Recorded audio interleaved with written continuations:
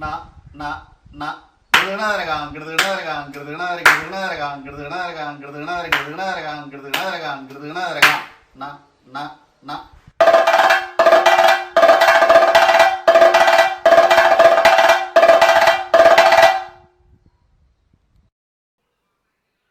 കലാമണ്ഡലത്തിൽ നിന്ന് കോഴ്സ് പൂർത്തിയാക്കിയ നിരവധി കലാകാരന്മാർ കഥകളിക്കൊട്ട്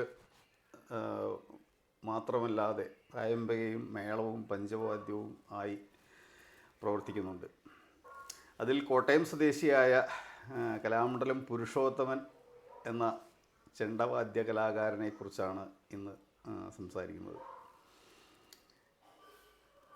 അദ്ദേഹം കലാമണ്ഡലത്തിൽ കോഴ്സ് പൂർത്തിയാക്കിയതിന് ശേഷം തൻ്റെ മേഖല വിപുലപ്പെടുത്തുന്നതിൻ്റെ ഉദ്ദേശത്തോടു കൂടി ആയിരിക്കാം ഒരു പക്ഷേ പഞ്ചവാദ്യം പഠിക്കുകയും തുടർന്ന് മേളത്തിൽ പരിശീലനം നേടുകയും മേളകലാകാരൻ ആവുകയും നിരവധി വിദ്യാർത്ഥികളെ അല്ലെങ്കിൽ വാദ്യകല അഭ്യസിക്കുന്നതിന് താല്പര്യമുള്ളവരെ കൊട്ടുപഠിപ്പിക്കുകയും ചെയ്യുന്ന കലാകാരനാണ് കലാമണ്ഡലം പുരുഷോത്തമൻ. തെക്കൻ ഭാഗത്ത് പറഞ്ഞാൽ കോട്ടയം, ആലപ്പുഴ ജില്ലകളിൽ പ്രത്യേകിച്ച് പുരുഷോത്തമൻ്റെ സാന്നിധ്യമില്ലാതെ ഒരു ഉത്സവങ്ങളോ മേളങ്ങളോ നടക്കാറില്ല എന്ന് വേണമെങ്കിൽ പറയാം. വളരെ പല മേള പ്രമാണിമാരെയും തെക്കൻ ഭാഗത്ത് കൊണ്ടുപോയി അവരുടെ മേളത്തിൽ പങ്കെടുപ്പിക്കാറുണ്ട്. എങ്ങനെയും സംഘാടകനാണ്, കലാകാരനാണ്, നേരത്തെ പറഞ്ഞതുപോലെ മേള കലാകാരനാണ്, തായമ്പക കലാകാരനാണ്, പഞ്ചവാദ്യ കലാകാരനാണ്, കഥകളിക്കൊട്ട് ഇദ്ദേഹത്തിന് അറിയുകയും ചെയ്യാം. എങ്ങനെയും പുരുഷോത്തമൻ്റെ വിശേഷണങ്ങളിലേക്ക് ക്ഷണിച്ചുകൊണ്ട് ഞാൻ നിർത്തുന്നു. എല്ലാവർക്കും നമസ്കാരം. വൈത്താരിയിൽ ഇന്നത്തെ കലാകാരൻ കലാമണ്ഡലം പുരുഷോത്തമൻ. കേരള കലാമണ്ഡലം സ്ഥാപിച്ച മഹാകവി വള്ളത്തോൾ സ്വപ്നം കണ്ടിരുന്നത് കലയുടെ പ്രചരണം, അതിൻ്റെ വളർച്ച എന്നൊക്കെയാണ്. അത്തരത്തിൽ നിരവധി കലാകാരന്മാർ പല മേഖലയിലും പല ജില്ലകളിലും സംസ്ഥാനങ്ങളിലും രാജ്യത്തിന് പുറത്തും കല അവതരിപ്പിക്കുകയും പഠിപ്പിക്കുകയും പ്രചരിപ്പിക്കുകയും ചെയ്യുന്നുണ്ട്. കലാമണ്ഡലത്തിൽ ചെണ്ട അഭ്യസിച്ച് ഓരോ ജില്ലകളിലും നിരവധി കലാകാരന്മാർ അതിൻ്റെ പ്രചരണവും പഠനവും പരിശീലനവും ആയി മുന്നോട്ട് പോയിക്കൊണ്ടിരിക്കുന്നുണ്ട്. കോട്ടയം ജില്ലയിൽ ആനിക്കാട് പള്ളിക്കത്തോട് സ്വദേശിയാണ് കലാമണ്ഡലം പുരുഷോത്തമൻ. അദ്ദേഹം കലാമണ്ഡലത്തിൽ പഠിക്കുമ്പോൾ നിരവധി അധ്യാപക വിദ്യാർത്ഥി എന്ന നിലയ്ക്കോ സുഹൃത്ത് എന്നുള്ള നിലയ്ക്കോ ഒക്കെ ധാരാളം ഇടപഴകിയിട്ടുണ്ട്. പക്ഷേ അദ്ദേഹത്തിൻ്റെ നമ്മൾ സ്ഥിരം കാണുമ്പോൾ പോലും പലപ്പോഴും ജീവിതത്തിൻ്റെ ഉള്ളറകളിലേക്ക് എത്തിപ്പെടാൻ സാധിക്കാറില്ല. നമുക്ക് അദ്ദേഹത്തിൻ്റെ വിവരങ്ങൾ ആസ്വാദകർക്ക്, സഹൃദയർക്ക്, കേൾവിക്കാർക്ക് വൈത്താരിയുടെ ഈ എപ്പിസോഡിലൂടെ അല്ലെങ്കിൽ ഈ അഭിമുഖത്തിലൂടെ ചോദിക്കാം എന്ന് വിചാരിക്കുകയാണ്, ചോദിച്ചറിയാം. നമസ്കാരം പുരുഷോത്തമൻ. നമസ്കാരം. കളിമേള സഞ്ചാരത്തിലെ ഈ വൈത്താരി എന്ന ഈ അവതരണത്തിലൂടെ നിരവധി കലാകാരന്മാരെ പരിചയപ്പെടുത്താൻ സാധിച്ചതിലുള്ള കൃതാർത്ഥത ഉണ്ട്. അതിൻ്റെ കാരണം ഞാൻ ഉദ്ദേശിക്കുന്നത് ഇത് തന്നെയാണ്. എന്താ വെച്ചാൽ നമ്മൾ വാദ്യകല ധാരാളം പരിചയപ്പെടുത്തുന്നുണ്ട്, പഠിപ്പിക്കുന്നുണ്ട്, അവതരിപ്പിക്കുന്നുണ്ട്. പക്ഷേ എങ്ങനെ ഇങ്ങനെ എത്തി എന്ന് സമൂഹം അറിയേണ്ടതുണ്ട്. അതിൻ്റെ പിന്നിലുള്ള ത്യാഗങ്ങൾ, പ്രയത്നങ്ങൾ, എന്തൊക്കെ കടമ്പകൾ കടന്നാണ് ഇത് ഓരോ കലാകാരനും കൊട്ടുമ്പോഴും പാടുമ്പോഴും നൃത്തം ചെയ്യുമ്പോഴൊക്കെ എല്ലാവർക്കും സന്തോഷമുണ്ട്. പക്ഷെ അവരുടെ ആ തലത്തിലേക്ക് എത്താനുള്ള ബുദ്ധിമുട്ടുകൾ, അതിൻ്റെ ചില സന്തോഷങ്ങളൊക്കെ അതിൻ്റെ പിന്നിലുണ്ട്. എങ്കിലും അതൊക്കെ അറിയാൻ വേണ്ടിയിട്ടാണ്. എങ്ങനെയും പുരുഷോത്തമൻ്റെ ബാല്യകാലം, ആനിക്കാട് പള്ളിക്കത്തോട്, ആ ഗ്രാമത്തിൻ്റെ ഒരു കലാപാരമ്പര്യം, കുടുംബത്തിൽ വാദ്യകലയുമായോ നൃത്തകലയുമായോ അല്ലെങ്കിൽ പാട്ടോ അങ്ങനെ ഏതെങ്കിലും തരത്തിൽ കലാകാരന്മാരുണ്ടായിരുന്നു എങ്കിൽ അവരുടെ വിവരങ്ങൾ ഒക്കെ ഒന്ന് ആദ്യം ആമുഖമായി പറഞ്ഞാൽ തെറ്റില്ല. പുരുഷോത്തമൻ്റെ അച്ഛൻ, അമ്മ തുടങ്ങിയിട്ടുള്ള വിവരങ്ങൾ ഉൾപ്പെടെ ഒന്ന് ആ ഗ്രാമപശ്ചാത്തലം, ആനിക്കാട് പള്ളിക്കത്തോട് പശ്ചാത്തലം ഒന്ന് പറഞ്ഞ് തുടങ്ങാം. കോട്ടയം ജില്ലയിൽ കോട്ടയത്ത് നിന്ന് കുറച്ച് കിഴക്കോട്ട് മാറി ആനിക്കാട് എന്ന ഗ്രാമം, പള്ളിക്കത്തോട് എന്ന് നമ്മൾ പറയുന്ന ചെറിയൊരു പട്ടണമെന്ന് പറയാൻ വയ്യ എങ്കിലും. അപ്പോൾ എൻ്റെയൊക്കെ ചെറുപ്പത്തിൽ ഈ ആനിക്കാട് ഗ്രാമം എന്ന് പറഞ്ഞാൽ ശരിക്കൊരു കുഗ്രാമം തന്നെയായിരുന്നു. ഇപ്പോഴത്തെ പോലെ സൗകര്യങ്ങളോ ഒന്നുമില്ലാത്ത ഒരു ചെറിയൊരു ഗ്രാമം. പക്ഷേ കലയൊക്കെ ആയിട്ട് കുറച്ച് ബന്ധമുള്ള ആൾക്കാർ അവിടെ ഉണ്ടായിരുന്നു. എൻ്റെ അച്ഛൻ്റെയൊക്കെ ചെറുപ്പത്തിൽ അവിടെ കഥകളി പഠിപ്പിക്കുന്ന ഒരു കളരി പ്രവർത്തിച്ചിരുന്നു. അച്ഛനും അച്ഛൻ്റെ ചേട്ടനൊക്കെ അവിടെ പഠിക്കാൻ പോയിരുന്നു. പക്ഷേ അന്നത്തെ കാലത്തെ ഒരു അവസ്ഥ കൊണ്ട് പഠിക്കാൻ സാധിക്കാതെ നിർത്തിപ്പോന്നു. അന്നും വരുന്ന ആശാന് എന്തെങ്കിലും ഒരു ദക്ഷിണ കൊടുക്കേണ്ട ഒരു അവസ്ഥ ഉണ്ടായിരുന്നതുകൊണ്ട് അതിനുള്ള സാഹചര്യം ഇല്ലായിരുന്നുകൊണ്ട് നിർത്തിപ്പോന്നു എന്നൊക്കെ കഥ കേട്ടിട്ടുണ്ട്. കളരിയുടെ പേരോ അല്ലെങ്കിൽ ആശാൻ്റെ പേരോ? ഇല്ല, അതൊന്നും ഓർമ്മയില്ല. പള്ളിക്കത്തോട് ആനിക്കാട് അമ്പലത്തിനടുത്ത് ഒരു വീട്ടിൽ ഇങ്ങനെ ഒരു ഷെഡ് പോലെ ഉണ്ടാക്കിയിട്ട് അവിടെ കുറച്ച് ദൂരെയുള്ള ഒരു ആശാനാണ് വന്ന് പഠിപ്പിച്ചതെന്ന് പറഞ്ഞു കേട്ടിട്ടുണ്ട്. അദ്ദേഹത്തിൻ്റെ പേര് ഇപ്പം എനിക്ക് ഓർമ്മയില്ല. വേണ്ട, അവിടെ ഉള്ളതല്ല എന്നർത്ഥം. അല്ല, അദ്ദേഹം വന്ന് പഠിപ്പിച്ചതാണ്. പിന്നെ ഈ ചെണ്ട മേളമായിട്ട് കുറേ കൂടി ഒരു എന്താ പറയുക, ഒരു സഹകരണമുള്ള ആൾക്കാരും അല്ലെങ്കിൽ ചെണ്ടമേളത്തിന് കുറച്ചുകൂടെ പ്രചാരം ഉള്ള ഒരു സ്ഥലമാണ് ആനിക്കാട് അന്നും ഇന്നും. അത് ആനിക്കാടിൻ്റെ ഒരു പ്രത്യേകത തോന്നുന്നു. ഉത്സവത്തിന് മേളം, അതുപോലെ തന്നെ പത്താമതയത്തിന് ഈ കുംഭകുടം എന്ന് പറഞ്ഞിട്ടൊരു പ്രത്യേക വഴിപാട് നമ്മുടെ തെക്കനാട്ടിൽ മാത്രമുള്ളതാണ്. അത് എല്ലാ സ്ഥലങ്ങളിലും നിന്ന് ഇങ്ങനെ അമ്പലത്തിലേക്ക് ഇങ്ങനെ ചെണ്ടയൊക്കെ കൊട്ടി വരുന്ന ഒരു ഏർപ്പാടുണ്ട്. ഏതാ അമ്പലത്തിൻ്റെ പേരെന്താ? ആനിക്കാട് ഭഗവതി ക്ഷേത്രം. ആനിക്കാട് ഭഗവതി ക്ഷേത്രം. അതെ. അതുപോലെ തന്നെ അവിടെ എൻ്റെ ചെറുപ്പം മുതൽ തന്നെ കഥകളി എല്ലാ വർഷവും ഉത്സവത്തിന് നടക്കാറുണ്ട്. അതുപോലെ ക്ഷേത്രകലകളും. പിന്നെ ഗരുഡൻ തൂക്കം എന്ന് പറഞ്ഞിട്ട് ഒരു അനുഷ്ഠാന കല, അത് അവിടെ വളരെ പ്രചാരമുള്ളൊരു സംഗതിയാണ്. അതിനൊക്കെ ചെണ്ടയാണ് പ്രധാന വാദ്യം. അപ്പോൾ അങ്ങനെ ഇതൊക്കെ കണ്ടു കേട്ടുമാണ് തോന്നുന്നു നമുക്ക് ചെണ്ടയോടൊരു താല്പര്യം ഉണ്ടായിട്ടുണ്ട് ചെറുപ്പത്തിൽ തന്നെ. ശരി. അപ്പോൾ ഏത് കാലത്താണ് ചെണ്ട കണ്ടും കേട്ടും അനുഭവിച്ചതിൽ നിന്ന് ഈ പഠനം തുടങ്ങുകയോ അല്ലെങ്കിൽ കുട്ടിക്കാലത്ത് അത്തരം ചെണ്ട പഠനം ഉണ്ടായിട്ടുണ്ടോ? ഇല്ല, ചെണ്ട പഠിക്കാൻ അവസരം കിട്ടിയിട്ടില്ല. പഠിക്കണമെന്ന് വിചാരിച്ചിട്ട് നടന്നിട്ടുണ്ട്. അപ്പോൾ ഈ ഇങ്ങനെയുള്ള ഈ ഗരുഡൻ തൂക്കുന്നതിനല്ലേ കുംഭകുടത്തിനൊക്കെ കൊട്ടാൻ വരുന്ന ആൾക്കാരുടെ ചെണ്ടയൊക്കെ വാങ്ങിച്ച് കൊട്ടി ഒക്കെ നോക്കിയിട്ടുണ്ട്. അന്നല്ലാണ്ട് പഠിക്കാൻ പല ആൾക്കാരുടെ സമ്മതിച്ചെങ്കിലും നമുക്ക് സാധിച്ചിട്ടില്ല. അപ്പോൾ സ്ഥാപനത്തിൽ പഠിച്ചതിന് മുമ്പ് ഈ ചെണ്ടകൊട്ട് പഠിച്ചിട്ടില്ല എന്നാണ് പറഞ്ഞു വരുന്നത്? അതെ, സ്ഥാപനത്തിൽ പഠിക്കുന്നതിന് മുമ്പ് ചെണ്ടകൊട്ട് ആധികാരികമായിട്ട് പഠിച്ചിട്ടേ ഇല്ല. അത് ശരി. അപ്പോൾ എങ്ങനെയാണ് കലാമണ്ഡലത്തിലേക്ക് പോകാനുള്ള, പിന്നെ കലാമണ്ഡലത്തിലേക്ക് പോവുകയല്ലേ ചെയ്തത്? അതെ അതെ. 8ാം ക്ലാസ്സോ 10ാം ക്ലാസ്സോ? 10ാം ക്ലാസ് കഴിഞ്ഞ് പ്രീ ഡിഗ്രി കഴിഞ്ഞിട്ടാണ് കലാമണ്ഡലത്തിലേക്ക് പോകുന്നത്. പ്രീ ഡിഗ്രി കഴിയുന്നത് വരെ ഒന്നും ഇതിനെ കലാസംബന്ധിയായ ഇല്ല. ഇങ്ങനെയുള്ള താല്പര്യങ്ങൾ കഥകളി കാണാൻ പോവുക, മേളം കാണാൻ പോവുക, പഞ്ചവാദ്യം കാണാൻ പോവുക, ഇതൊക്കെ തന്നെ ഉണ്ടായിരുന്നുള്ളൂ. അത് 10ാം ക്ലാസ്സിലെ പരീക്ഷയുടെ തലേ ദിവസം കൂടി കഥകളി കാണാനും മേളം കാണാനും ഒക്കെ പോയ ചരിത്രമുണ്ട്. അങ്ങനെ ഒരു താല്പര്യം ഉണ്ടായിരുന്നു, പക്ഷേ പഠിക്കാൻ സാധിച്ചിട്ടില്ല. പ്രീ ഡിഗ്രി കഴിഞ്ഞ സമയത്ത് കുറച്ചുകൂടെ സ്വതന്ത്രനായി എന്നൊരു ചിന്ത വന്നപ്പോൾ കലാമണ്ഡലത്തിലേക്ക് അഡ്മിഷൻ്റെ ഇങ്ങനെ പത്രത്തിൽ കണ്ടു. അപ്പോൾ രണ്ടും കൽപ്പിച്ച് അപേക്ഷ അയച്ചു. പുരുഷോത്തമൻ തന്നെയാണ് താല്പര്യം എടുത്ത്? അതെ അതെ. വീട്ടുകാർക്കൊന്നും എതിർപ്പുണ്ടായില്ല. താല്പര്യമുണ്ട്, പൊയ്ക്കോട്ടെ എന്നുള്ളൊരു ആറ്റിറ്റ്യൂഡായിരുന്നു. അപ്പോൾ ഒറ്റയ്ക്ക് തന്നെയാണോ പോയത്? അത് മറ്റല്ല, നാട്ടിലുള്ളൊരു ഗിരീഷ് എന്ന് പറഞ്ഞൊരു ചേട്ടനുണ്ടായിരുന്നു. പുള്ളിക്ക് ഈ കഥകളി കലാകാരന്മാരും ഒക്കെ ആയിട്ട് നല്ല ബന്ധമുള്ളൊരു ആളായിരുന്നു. അദ്ദേഹത്തിന് കലാമണ്ഡലത്തിലേക്ക് തന്നെ ആശാന്മാർ പലരുമായിട്ടും സൗഹൃദം ഉണ്ടായിരുന്നു. കലാമണ്ഡലത്തിൽ മുമ്പ് പോയിട്ടുള്ള അങ്ങനെ ഒരു പരിചയമൊക്കെ. അപ്പോൾ അദ്ദേഹത്തിൻ്റെ ഒരു കൂടെയാണ് ഇൻ്റർവ്യൂവിന് പോകുന്നതും. ശരി. അപ്പോൾ ഏത് കാലത്താണ് ഈ പ്രീ ഡിഗ്രി കഴിഞ്ഞത്? അല്ലെങ്കിൽ ഞാൻ 92 പ്രീ ഡിഗ്രി പഠിക്കുന്നത്. 92. അതെ. 93 കലാമണ്ഡലത്തിൽ അഡ്മിഷൻ. അതായത് പിറ്റത്തെ വർഷം തന്നെ പോയി നടത്തും. അതെ അതെ. പിറ്റത്തെ വർഷം അപ്പോൾ ഇൻ്റർവ്യൂവിന് പോയി. അതെ. ആ ഇൻ്റർവ്യൂവിൻ്റെ ഒരു ഓർമ്മകൾ എന്തെങ്കിലും? അത് വളരെ രസകരമായ ഓർമ്മയാണ്. തലേ ദിവസം തന്നെ കലാമണ്ഡലത്തിൽ എത്തിപ്പെടാൻ പറ്റി. അവിടെ ഈ എൻ്റെ കൂടെ ഉണ്ടായിരുന്ന ചേട്ടൻ്റെ സുഹൃത്തുക്കൾ ആശാന്മാർ ഒരുപാട് പേരുണ്ടായിരുന്നതുകൊണ്ട് അതിൽ പാട്ട് സുകുമാരനാശാൻ്റെ ക്വാർട്ടേഴ്സിൽ എനിക്കൊന്ന് താമസിക്കാൻ സൗകര്യം കിട്ടി. അന്ന് തന്നെ കലാമണ്ഡലത്തിലെ ഒരുവിധപ്പെട്ട ആശാന്മാരെയൊക്കെ കണ്ട് പരിചയപ്പെടാനും സാധിച്ചിട്ടുണ്ടെന്നാണ് എൻ്റെ ഓർമ്മ. എന്തായാലും പിറ്റേന്ന് ഇൻ്റർവ്യൂ. അന്ന് ഇൻ്റർവ്യൂവിൽ കലാമണ്ഡലത്തിൻ്റെ അന്നത്തെ ചെയർമാൻ ഒളപ്പമണ്ണ മഹാകവി ഒളപ്പമണ്ണ തിരുമേനിയാണ്.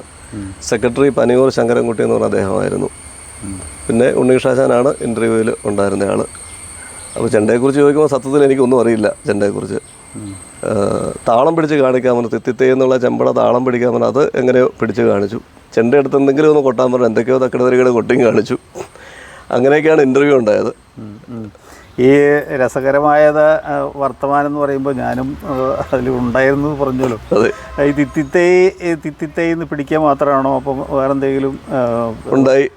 ഞാൻ ഈ തിത്തിത്തേ പിടിക്കുമ്പോൾ എൻ്റെ തിത്തിത്തേ തെറ്റിപ്പോയി. അപ്പോൾ ഈ ഇൻ്റർവ്യൂവിൽ ചോദിച്ച ആശാൻ അവിടെ നിന്ന് തിത്തിത്തേ മെല്ലെ താളം പിടിക്കുന്നത് കണ്ടു. അപ്പോൾ അത് ഞാൻ നോക്കിയിട്ട് അങ്ങനെ തെറ്റാണ്ട് താളം പിടിച്ച് ഒപ്പിച്ചു എന്ന് പറയാം. നമ്മൾ താളം പരീക്ഷിക്കുന്നത് പലതരത്തിലാണ്. ഒട്ടും അറിയാത്ത കുട്ടികളാരെങ്കിലും വരുമ്പോൾ ഈ തിത്തിത്തൈന്ന് പിടിക്കും. അപ്പോൾ എന്നിട്ട് മോൻ്റെ പേരെന്താണ് ചോദിക്കും. അപ്പോൾ നമ്മൾ ഈ തിത്തിത്തൈന്ന് പിടിക്കുമ്പോൾ ശങ്കരൻകുട്ടി അല്ലെങ്കിൽ കൃഷ്ണൻകുട്ടി എന്നൊക്കെ പറയുമ്പോൾ ഇത് തെറ്റുന്നുണ്ടോ നോക്കണം. ഇങ്ങനെ പല ചോദ്യങ്ങളും, നാടെവിടെയാണ്, വീടെവിടെയാണ്, എത്ര എന്നൊക്കെ ചോദിക്കും. എങ്ങനെയാലും ഇൻ്റർവ്യൂ വളരെ നന്നായി. എന്തായാലും അതിൽ ഒളപ്പമണ്ണ തിരുമേനി പറഞ്ഞു ഇയാളെ കണ്ടിട്ട് കുഴപ്പമൊന്നുമില്ലാന്ന് തോന്നുന്നു, അതുകൊണ്ട് അഡ്മിഷൻ കൊടുക്കാമെന്ന് അദ്ദേഹം അന്നങ്ങനെ ഒരു വാക്ക് പറഞ്ഞു. അങ്ങനെയാണ് അഡ്മിഷൻ. എത്ര പേരുണ്ടായിരുന്നു എന്ന് ഓർമ്മയുണ്ടോ? ഉണ്ട്.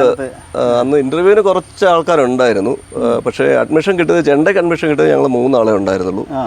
ഞാൻ പാലക്കാട് പല്ലശ്ശനയുള്ള കേശവൻകുട്ടി, മാവേലിക്കരയുള്ള ശ്രീകാന്ത്, ഉണ്ടായിരുന്ന ശ്രീകാന്ത്. അതെ അതെ, ഞങ്ങൾ 3 ആളെ ചെണ്ടയ്ക്ക് ഉണ്ടായിരുന്നുള്ളൂ. മദ്ദളത്തിന് ആ ഒരു ബാച്ചിൽ ആരും ഉണ്ടായില്ല. വേഷത്തിന് ഒരാളോ 2 പേരോ അവരും നിർത്തിപ്പോയി. പാട്ടിനുണ്ടായിരുന്ന ഒരു രാജേഷ് മേനോൻ, അയാൾ പക്ഷേ സ്കൂളിലായിരുന്നു, നമ്മുടെ ആ വർഷം ചേർന്നു. അങ്ങനെ അപ്പോൾ ഇൻ്റർവ്യൂവിൽ പാസ്സായി, കത്ത് വന്നു, കലാമണ്ഡലത്തിൽ ചേർന്നു. ആ വർഷം ചേർന്നതിൽ ഈ ശ്രീകാന്ത്, കേശവൻകുട്ടി. അതെ അതെ. അപ്പോൾ അക്കാലത്ത് അവിടെ സ്കൂള് കംപ്ലീറ്റ് ആയിട്ട് തുടങ്ങിയിരുന്നോ, അതോ ഡിപ്ലോമ അപ്പോഴും ഉണ്ടായിരുന്നോ? നമുക്ക് ഡിപ്ലോമയായിരുന്നു. നിങ്ങൾക്ക് ഡിപ്ലോമയായിരുന്നു? അതെ അതെ. സ്കൂള് 7ാം ക്ലാസ് പാസ്സായി വന്നവർക്ക് സ്കൂളുണ്ടായിരുന്നു. 7, 8, 9, 10 സ്കൂളുണ്ട്. നമുക്ക് ഡിപ്ലോമക്കാർക്ക് സ്കൂളിലേക്ക് പോകേണ്ട കളരി മാത്രം. അപ്പോൾ +2 തുടങ്ങിയിട്ടില്ല? ഇല്ല ഇല്ല, +2 തുടങ്ങിയിട്ടില്ല. 92 അതെ. 93-ലാണ് നമ്മൾ. അന്നൊന്നും +2 ആയിട്ടില്ല. AHSLC വരെ ഉള്ളൂ എന്ന് തോന്നുന്നു സ്കൂളുകാർക്ക്. അതെ അതെ അതെ. അപ്പോൾ സാധാരണത്തെ പോലെ അവിടെ കലാമണ്ഡലത്തിൽ പതിവ് പോലെ ക്ലാസ്സുകൾ അതെ എങ്ങനെയായിരുന്നു? ഈ കലാമണ്ഡലത്തിൽ വരുമ്പോൾ നമ്മളെ സംബന്ധിച്ചൊരു വലിയൊരു സംഭവമാണ്. ഗേറ്റ് അങ്ങോട്ട് കടന്നാൽ ഇത് കാണുന്നത് തന്നെ ഒരു അങ്കലാപ്പ്. ഇങ്ങനെ ഒരു സ്ഥാപനം കാണുന്ന, കേട്ടുകേൾവി മാത്രമുള്ള സ്ഥാപനം, അതിലേക്ക് എത്തിപ്പെട്ടപ്പോൾ എന്തൊക്കെയാണ് മനസ്സിലെ ചിന്തകളെന്ന് പറഞ്ഞറിയിക്കാൻ വയ്യാത്ത പോലെ ആകാംക്ഷയോ ഉത്കണ്ഠയോ അത്ഭുതമോ എന്തൊക്കെയോ കുറേ സംഗതികൾ. എന്തായാലും നമ്മൾ കലാമണ്ഡലത്തിനോട് പൊരുത്തപ്പെട്ടു. ക്ലാസ്സുകൾ വെളുപ്പിനെ 4:30 തുടങ്ങും. 4:30 ആ ഓഫീസിലെ മണിയടിക്കും. അപ്പോൾ എഴുതിയിട്ട് സാധകം ചെയ്യാൻ വേണ്ടിയിട്ട് പോകണം. പിന്നെ 9 മണിക്ക് അത് കഴിഞ്ഞ് കഞ്ഞിക്കുടി കഴിഞ്ഞ്, രാവിലെ കഞ്ഞിയാണ്, കഞ്ഞിക്കുടി കഴിഞ്ഞ് 9 മണിക്ക് കളരിയിലേക്ക് പോവുക. ആദ്യത്തെ വർഷം കളരിയിൽ തന്നെ. ആദ്യത്തെ വർഷം വിജയകൃഷ്ണാശാൻ്റെ കളരിയിലായിരുന്നു 1ാം വർഷത്തിൽ. തായമ്പക, പിന്നെ കേളി, പുറപ്പാട്, മേളപ്പാട്, അതൊക്കെ ആയിരുന്നു അന്നത്തെ സിലബസ്. കൊട്ട് ആദ്യമായിട്ട് കലാമണ്ഡലത്തിൽ വന്ന് പഠിക്കുമ്പോൾ ഈ ആദ്യത്തെ രാവിലത്തെ സാധകങ്ങൾ അല്ലെങ്കിൽ പകലത്തെ ക്ലാസ്സുകളൊക്കെ എങ്ങനെയായിരുന്നു തോന്നിയിരുന്നത്? ആദ്യത്തെ സമയത്ത് കുറച്ച് ബുദ്ധിമുട്ട് തന്നെയായിരുന്നു. കുറച്ചെല്ലാം നല്ല ബുദ്ധിമുട്ട് തന്നെയായിരുന്നു. കാരണം അതുവരെ നമ്മളെ ജീവിച്ചു വന്ന ചുറ്റുപാടിൽ നിന്ന് പെട്ടെന്നൊരു മാറ്റം, അതുവരെ പഠിച്ചു വന്ന വിഷയങ്ങളിൽ നിന്ന് പെട്ടെന്നൊരു മാറ്റം. അപ്പോൾ ഇതിലേക്കൊന്ന് യോജിച്ച് വരാൻ വേണ്ടി കുറച്ചൊരു സമയം എടുത്തു. ചെണ്ടയായിട്ട് സത്യം പറഞ്ഞാൽ ഈ കാണുമ്പോൾ ഉള്ള രസമില്ലല്ലോ പഠിക്കുമ്പോൾ. അപ്പോൾ അതിൻ്റേതായ കുറച്ച് ബുദ്ധിമുട്ടുകൾ ഉണ്ടായിരുന്നു. ഈ മുട്ടിയിലൊക്കെ കൊട്ടുമ്പോൾ? അതെ, മുട്ടിയിൽ കൊട്ടുമ്പോൾ ഉള്ള വിഷമങ്ങൾ. നമ്മുടെ ശരീരം സ്വതവേ കുറച്ച് ഉറച്ചിട്ടായിരുന്നു. അപ്പോൾ കുറച്ച് പണി കൂടുതൽ എടുക്കേണ്ടി വന്നു. ആശാന്മാർക്കും ബുദ്ധിമുട്ട്, നമുക്കും ബുദ്ധിമുട്ട്, അങ്ങനെ ഒരു അവസ്ഥ ഉണ്ടായിരുന്നു ആദ്യമൊക്കെ. പിന്നെ ഈ ഭാഷയുടെ ഒരു പ്രശ്നം ഉണ്ടായിരുന്നു ആദ്യമൊക്കെ. അതായത് നമ്മൾ ഈ തെക്കൻ നാട്ടിൽ നിന്ന് വടക്കോട്ട് വരുമ്പോൾ മനസ്സിലാവുക പറയുന്നത് നമുക്ക് ചിലപ്പോൾ നേരെ തിരിച്ചാവും തോന്നല്ല, തല തിരിച്ചാവും തോന്നുന്നത്. അങ്ങനെയൊക്കെ ചില പ്രശ്നങ്ങൾ ആദ്യം ഉണ്ടായിരുന്നു. പിന്നെ ഈ കളരിയിൽ പഠിക്കുന്ന സംഗതികൾ പിന്നെ ഹോസ്റ്റലിൽ വന്നിരുന്ന് അന്ന് ഉണ്ടായിരുന്ന സീനിയർമാർ ഒരുപാട് പേര് സഹായിച്ചിട്ടുണ്ട് നന്നായിട്ട്. നമ്മൾ അന്ന് എൻ്റെ സീനിയർമാർ എന്ന് പറഞ്ഞാൽ ഈ മാങ്ങാനത്തുള്ള അരുണ്, തിരുവല്ല ഉള്ള വിനോദ്, പിന്നെ കൊയിലാണ്ടിലുള്ള ശിവദാസേട്ടൻ ഒരു വർഷം ഉണ്ടായിരുന്നു, പോസ്റ്റ് ഡിപ്ലോമയ്ക്ക് മറ്റോ ഉണ്ടായിരുന്നു. പിന്നെ ഒരു തമ്പി ഉണ്ടായിരുന്നു, ഒരു വിനോദ് പശുപാലൻ, ഒരു ജയൻ, അങ്ങനെ കുറച്ച് ആൾക്കാർ അവരൊക്കെ ഒരുപാട് സഹായിച്ചിട്ടുണ്ട്. പ്രത്യേകിച്ച് വിനോദ്, അരുണ്, രാധാകൃഷ്ണൻ കണ്ണൂർ, ഇവരൊക്കെ ധാരാളം സഹായിച്ചിട്ടുണ്ട്. കേളി പഠിക്കാനും തായമ്പ ആശാൻ പഠിപ്പിച്ച് വിടുന്ന സംഗതി പഠിപ്പിക്കാനൊക്കെ ആയിട്ട് അവർ ഒരുപാട് സഹായിച്ചിട്ടുണ്ട്. അന്ന് മുതിർന്ന ആശാന്മാരൊക്കെ ഉണ്ടായിരുന്നു, ഓർമ്മയുണ്ടോ? വാരണാസി ആശാൻ? ഇല്ല, അവരാരും ഉണ്ട്. വാരണാസി ആശാനും പോയതിൻ്റെ പിറ്റേ വർഷമാണ് ഞാൻ എത്തുന്നത്. അതെ അതെ, 92 മൂപ്പര് പോയി. ആ അല്ലേ? അതെ. ഞാൻ വരുമ്പോൾ 6 ആശാന്മാർ: ഉണ്ണികൃഷ്ണാശാൻ, ബലരാമാശാൻ, വിജയകൃഷ്ണാശാൻ, രാധാകൃഷ്ണാശാൻ, രാജാശാൻ, മൂസാശാൻ, അങ്ങനെ 6 പേരേ ഉള്ളൂ. അപ്പോൾ ക്ലാസ്സുകൾ പൊതുവേ കുഴപ്പമുണ്ടായിരുന്നില്ല എന്ന് വിചാരിക്കുക. അപ്പോൾ എല്ലാ ക്ലാസ്സുകളും അല്ലെങ്കിൽ എല്ലാവർക്കും പോലുള്ള അനുഭവം അതുപോലൊക്കെ തന്നെയുള്ള അനുഭവങ്ങൾ. പ്രത്യേകിച്ച് ആദ്യമായിട്ട് ഇതിലേക്ക് വന്നതിൻ്റെ ഒരു ബുദ്ധിമുട്ട് എനിക്ക് ഉണ്ടായിരുന്നു. കൂടെയുള്ള ആൾക്കാരൊക്കെ പഠിച്ചിട്ട് വന്നവരായിരുന്നു. കേശവൻകുട്ടി തായമ്പ മേളം അങ്ങനെ എന്തൊക്കെയോ പഠിച്ചിട്ട് വന്നയാൾ. ശ്രീകാന്ത് വാരണാസി ആശാൻ്റെ അടുത്ത് തന്നെ പഠിച്ചിട്ട് തായമ്പയോ അങ്ങനെ എന്തൊക്കെയോ കേളി ഒക്കെ പഠിച്ച്. ഈ കൊട്ട് പഠിക്കുമ്പോൾ സാധാരണഗതിയിൽ നമ്മൾ കൊട്ട് പഠിക്കുമ്പോൾ വിചാരിക്കുക, അല്ല ഒരു സാധാരണ ആസ്വാദകൻ വിചാരിക്കുക, ഒരു വളരെ ആഴത്തിലുള്ള ആസ്വാദകനല്ല, സാധാരണ കൊട്ട് കേൾക്കുന്ന ആൾക്ക് ഈ കൊട്ട് മാത്രം മതി പഠിക്കുക എന്നൊരു തോന്നലുണ്ടാവും. കലാമണ്ഡലത്തിൽ വന്നാൽ സാഹിത്യമോ അല്ലെങ്കിൽ ഇതിൻ്റെ ഈ തിയറി സംബന്ധമായിട്ടുള്ള കുറേ കാര്യങ്ങൾ, ഇപ്പോൾ പുറപ്പാട് പഠിക്കുകയാണെങ്കിൽ പുറപ്പാട് കൊട്ട് മാത്രം പഠിച്ചാൽ പോരാ, പദം വേണം, അപ്പോൾ എവിടേക്കെ കലാശങ്ങൾ എന്നറിയണം. അത്തരത്തിലുള്ള ബുദ്ധിമുട്ടുകൾ അല്ലെങ്കിൽ അങ്ങനെ വേണ്ടി വരും എന്ന് എങ്ങനെയും ആദ്യം തന്നെ പഠിക്കുമ്പോൾ വേറെ വിചാരങ്ങളൊന്നും ഉണ്ടാവും? ഒന്നുമില്ല. എങ്ങനെയാണ് അതൊക്കെ? സത്യത്തിൽ ഈ കൊട്ട് പഠിക്കാൻ വരുമ്പോൾ ഇങ്ങനെയുള്ള വിചാരങ്ങളൊന്നും തന്നെ ഉണ്ടായില്ല. ഇങ്ങനെയുള്ള കുറച്ച് തിയറിയോ അല്ലെ സാഹിത്യം എന്തെങ്കിലും പഠിക്കേണ്ടി വരും. പക്ഷേ എങ്കിലും കഥകളിയുടെ ഈ പദങ്ങൾ പഠിക്കേണ്ടി വരും എന്നിങ്ങനെ കേട്ടിട്ടുണ്ട്. എന്നല്ലാതെ എത്രമാത്രം അതിലുണ്ടാവും എന്നൊന്നൊരു ധാരണയില്ലായിരുന്നു. പക്ഷേ നമുക്കൊരു ഗുണമുണ്ടായത് ഈ കുറച്ച് പുരാണങ്ങളുമായിട്ടൊരു ബന്ധമുണ്ടായിരുന്നു ചെറുപ്പം തൊട്ട്. അതുകൊണ്ട് ഈ ആട്ടക്കഥകളുമായിട്ട് ബന്ധപ്പെടുമ്പോൾ കുറച്ച് എളുപ്പമുണ്ടായിരുന്നു. കാര്യം പല ആട്ടക്കഥകളും പുരാണമായിട്ട് അത്ര കൃത്യമൊന്നുമല്ല, കുറച്ച് വ്യത്യാസങ്ങളൊക്കെ ഉണ്ട്. എങ്കിൽ പോലും കുറച്ച് പുരാണങ്ങളൊക്കെ കേട്ടും കണ്ടും അങ്ങനെയൊക്കെ പരിചയമുള്ളത് കൊണ്ട് അങ്ങനെ സാഹിത്യത്തിന് വലിയ ബുദ്ധിമുട്ടുണ്ടായില്ല. പദങ്ങൾ പഠിക്കാനും ബുദ്ധിമുട്ടില്ലായിരുന്നു. സാഹിത്യത്തിൻ്റെ പണിക്കർ മാഷായിരുന്നു സാഹിത്യം പഠിപ്പിച്ചത്. അതെ. പിന്നെ പണിക്കർ മാഷ് അവസാനത്തെ വർഷം പണിക്കർ മാഷ് പോയിട്ടൊരു ഗീത എന്ന് പറഞ്ഞ ടീച്ചർ പോന്നു. എങ്കിലും മാഷിൻ്റെ ക്ലാസ് ഒരു രസമുള്ള ക്ലാസ്സായിരുന്നു. അതെ. അപ്പോൾ 2-3 മേഖലയാണല്ലോ അവിടെ നമ്മളൊരു സ്ഥാപനത്തിൽ പോയി പഠിക്കുമ്പോൾ ഉണ്ടാവുക. അതായത് താമസിച്ച് പഠിക്കുമ്പോൾ ഹോസ്റ്റൽ, താമസിച്ച് പഠിക്കുമ്പോൾ ഭക്ഷണം, പിന്നെ പഠിക്കുന്ന സ്ഥലത്ത് ക്ലാസ്, കളരി, ആശാന്മാർ. എങ്ങനെയാണ് ഹോസ്റ്റലിലത്തെ അവിടുത്തെ ജീവിതം? ഹോസ്റ്റൽ ജീവിതം നമ്മളെ സംബന്ധിച്ചൊരു ബുദ്ധിമുട്ടില്ലായിരുന്നു ഒരിക്കലും. ഒരുമിച്ച് ഒരേ കളരിയിൽ പഠിക്കുന്ന ആൾക്കാർ തന്നെയായിരുന്നു കൂടെ ഉണ്ടായിരുന്നത്. ഞാൻ, കേശവൻകുട്ടി, ശ്രീകാന്ത്, പിന്നെ ഈ രാജേഷ് മേനോൻ, ഞങ്ങൾ 4 പേരായിരുന്നു റൂമിലുണ്ടായത്. അതുകൊണ്ട് അങ്ങനെയുള്ള ബുദ്ധിമുട്ടുകളൊന്നും ഇല്ലായിരുന്നു. ആദ്യത്തെ സമയത്ത് ഈ എല്ലാ കോളേജുകളിലെയും പോലെ ചെറിയ ഒരു റാഗിങ് പോലെയൊക്കെ ചെറിയ കുട്ടികളെ ഇങ്ങനെ പേടിപ്പിക്കുന്നത് കണ്ടിട്ടുണ്ട്. നമുക്കൊന്നും അങ്ങനെ ഒരു ബുദ്ധിമുട്ടുണ്ടായിട്ടില്ല. കാരണം നമ്മളൊക്കെ കോളേജ് കഴിഞ്ഞ് വന്നുകൊണ്ടായിരിക്കാം അങ്ങനെ ഒരു ബുദ്ധിമുട്ടൊന്നും ഉണ്ടായിട്ടില്ല. പിന്നെ മെസ്സ് നമ്മളെ സംബന്ധിച്ചൊരു ബുദ്ധിമുട്ടായിരുന്നില്ല. രാവിലെ കഞ്ഞി, ഉച്ചയ്ക്ക് ചോറ്, വൈകിട്ട് ചോറ്, അതൊന്നും നമുക്കൊരു ബുദ്ധിമുട്ടുണ്ടായിട്ടില്ല. അങ്ങനെയുള്ള പ്രശ്നങ്ങളൊന്നുമില്ല. പൊതുവെ അന്തരീക്ഷം രുചിയുടെ കാര്യത്തിൽ ഒന്നും ബുദ്ധിമുട്ടില്ലായിരുന്നു. ബുദ്ധിമുട്ടൊന്നുമില്ല. ഇല്ല. കഞ്ഞി കുടിക്കുന്നതുകൊണ്ട് ഒരു ബുദ്ധിമുട്ടും ഉണ്ടായില്ല. പിന്നെ അങ്ങനെ കലാമണ്ഡലത്തിലെ ഒരു 4 വർഷം കൊണ്ട് എനിക്ക് തോന്നുന്നു നമ്മൾ ഏത് സാഹചര്യത്തിലും പൊരുത്തപ്പെട്ടു പോകും എന്നൊരു അവസ്ഥയിലേക്ക് എത്തുകയും ചെയ്തു തോന്നുന്നു. അങ്ങനെ കുറേ ഗുണങ്ങളുണ്ടായിട്ടുണ്ട്. അപ്പോൾ കലാമണ്ഡലത്തിൽ താമസിച്ച 4 കൊല്ലം കൊണ്ട് ഈ കലാപരമായിട്ടുള്ള വളർച്ച അത് 4 കൊല്ലം കൊണ്ട് ഉണ്ടായിട്ടുണ്ടാവുമല്ലോ. എന്ന പോലെ മാനസിക അവസ്ഥയിൽ താൻ ഒരു മുതിർന്ന ആളായി എനിക്ക് ജീവിതത്തിലും ഒരു ചില കാഴ്ചപ്പാടുകൾ വേണം എന്നൊരു തോന്നലുണ്ടാക്കാൻ കലാമണ്ഡലത്തിന് തീർച്ചയായിട്ടും ഉണ്ടായിട്ടുണ്ട്. കാരണം ആ 4 വർഷത്തെ ജീവിതം എന്ന് പറഞ്ഞാൽ വീട്ടിൽ നിന്ന് വിട്ടുള്ള ഒരു ജീവിതമാണ്. അപ്പോൾ സ്വന്തം കാലം നിൽക്കാനുള്ളൊരു പ്രാപ്തി ഉണ്ടാവണം എന്നൊരു തോന്നൽ ഉണ്ടായത് കലാമണ്ഡലത്തിലെ ജീവിതം കൊണ്ടാണെന്ന് എനിക്ക് തോന്നുന്നു. അതിലും കലാമണ്ഡലത്തിലെ ആ ഒരു 4 വർഷത്തിന് ശേഷം പിന്നീട് വീട്ടുകാരെ ആശ്രയിക്കാൻ നമ്മൾ പോയിട്ടില്ല, ആശ്രയിക്കേണ്ടി വന്നിട്ടില്ല. അങ്ങനെ ഒരു ഗുണം കൂടി ഉണ്ടായിട്ടുണ്ട്. സത്യത്തിലൊരു കലാകാരൻ എന്ന അവസ്ഥയിൽ നമ്മുടെ തുടക്കം കലാമണ്ഡലമാണ്. അതിൽ അന്നും ഇന്നും പറയാൻ ഒരു മാറ്റമില്ല. കലാമണ്ഡലത്തിൽ നിന്നാണ് ഒരു കലാകാരൻ എന്നുള്ള രീതിയിൽ നമ്മൾ തുടങ്ങുന്നത്. അതിന് യാതൊരുവിധ കുഴപ്പവും ഉണ്ടായില്ല എന്നുള്ളത് എടുത്തു പറയണം. എങ്ങനെയാണ് അരങ്ങേറ്റം ഓർമ്മ ഉണ്ടോ? ഉണ്ട്. 3-ാം വർഷമാണെന്ന് തോന്നുന്നു അരങ്ങേറ്റം ഉണ്ടായത്. 3-ാം വർഷം. അതെ. 1-ാം വർഷം വിജയഷാച്ചാൻ്റെ കളരിയിലായിരുന്നു, 2-ാമത്തെ വർഷം ഉണ്ണീഷാച്ചാൻ്റെ കളരിയിലായി, 3-ാമത്തെ വർഷം ബലരാമാച്ചാൻ്റെ കളരിയിലായി.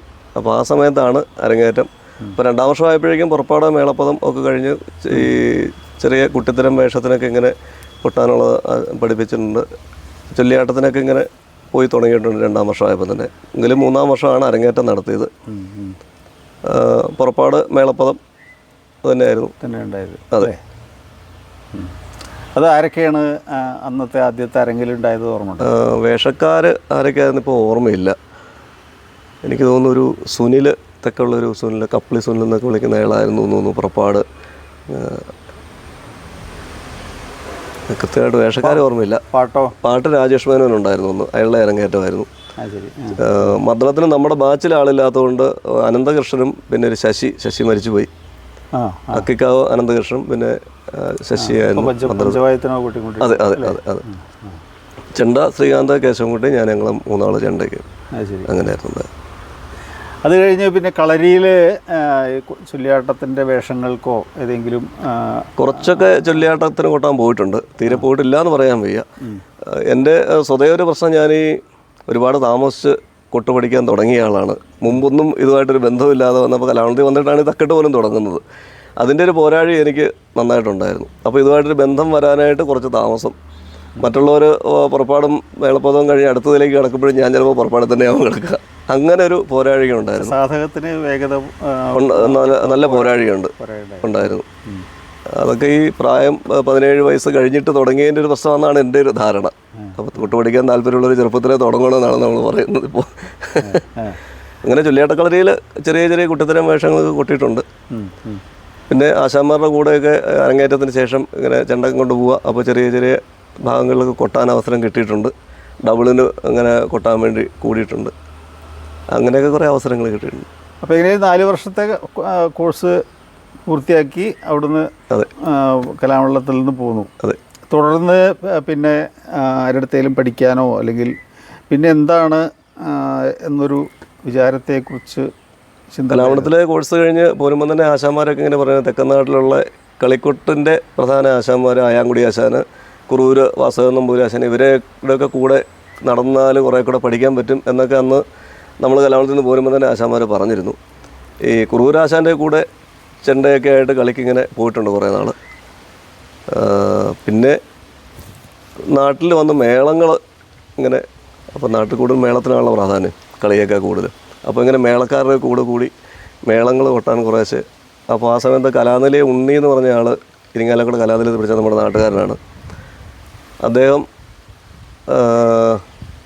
കുഞ്ഞുണ്ണിയാശാൻ്റെയും ശിവദാസൻ്റെയൊക്കെ ശിഷ്യനാണ്. അദ്ദേഹത്തിൻ്റെ കൂടെ മേളത്തിന് പോകാൻ തുടങ്ങി. കലാനിലയം ഉണ്ണി പുള്ളിക്ക് അതിന് ശേഷം അയാള് നമ്മുടെ അടുത്ത കൂരപ്പട മാടപ്പാടെന്ന് പറയും. ഇപ്പോൾ കൊട്ടിക്കൊണ്ടിരിക്കുന്ന ഇല്ല, പുള്ളി 2006 ഒരു ആക്സിഡൻ്റ് ഉണ്ടായി, ബൈക്ക് ആക്സിഡൻ്റ് ഉണ്ടായി, ഓർമ്മയൊക്കെ നശിച്ചു പോയി ആളുടെ. അപ്പോൾ ആ ദേവസ്വം ബോർഡിൽ ആ സമയത്ത് ജോലി കിട്ടിയിരുന്നു. അതുകൊണ്ട് ഇപ്പം ദേവസ്വം ബോർഡ് ജോലിയായിട്ട് അങ്ങനെ ഒതുങ്ങി കൂടിയിരിക്കുകയാണ്. പുറത്തേക്ക് പരിപാടിക്കൊന്നും പോകാൻ പറ്റില്ല. നല്ല കൂട്ടുകാരനായിരുന്നു, തായമ്പ് കൂട്ടുമായിരുന്നു, കളിക്ക് കൂട്ടുമായിരുന്നു. ഞാൻ ഈ മേളത്തിലേക്ക് വന്നതിൻ്റെ സാഹചര്യം ചോദിക്കാതിരിക്കുകയായിരുന്നു. എങ്ങനെയാണ് കലാമണ്ഡലത്തിൽ നിന്ന് കഥകളിക്കൊട്ട് പഠിച്ചിട്ട് പിന്നെ ഇവിടെ വന്നിട്ട് ഒരു മേള പ്രമാണി ആയി മാറാനുള്ള സാഹചര്യം എന്തായിരുന്നു എന്ന് ചോദിക്കാൻ തുടങ്ങിയായിരുന്നു. അത് നമ്മുടെ നാട്ടിൽ കൂടുതലും മേളങ്ങളാണ്, കഥകളിയൊക്കെ കൂടുതൽ നമുക്ക് പ്രവർത്തിക്കാൻ അവസരം കിട്ടിയത്. അപ്പോൾ അങ്ങനെ മേളത്തിലേക്ക് മെല്ലെ കടന്നു. അതായത് പറഞ്ഞു വരുന്നത് പുരുഷോത്തമൻ കൊട്ട് കലാമണ്ഡലത്തിൽ പഠിക്കുന്ന കാലത്ത് തന്നെ ഇവിടെ ഒരു മേള പാരമ്പര്യം ഉണ്ട് എന്നർത്ഥം. അതെ. മേളങ്ങൾ പഞ്ചാരി പാണ്ടി തുടങ്ങിയിട്ടുള്ളതൊക്കെ അങ്ങനെ ഇവരുടെയൊക്കെ കൂടെ എങ്ങനെ പോകുമായിരുന്നു. കോഴ്സ് കഴിഞ്ഞ് വന്നതിന് ശേഷം ഇങ്ങനെ ഈ നാട്ടിലുള്ള സീനിയർ കൊട്ടുകാരുടെ കൂടെയൊക്കെ ഇങ്ങനെ മേളത്തിന് പോകും. അങ്ങനെ മേളത്തിലേക്ക് നന്നായിട്ട് തന്നെ കിടന്ന സമയത്ത് മേളം കൊണ്ട് തന്നെ പറ്റില്ല എന്ന് തോന്നി. കുറച്ച് പഞ്ചവാദ്യം കൂടെ പഠിക്കണമെന്നൊരു താല്പര്യമായി.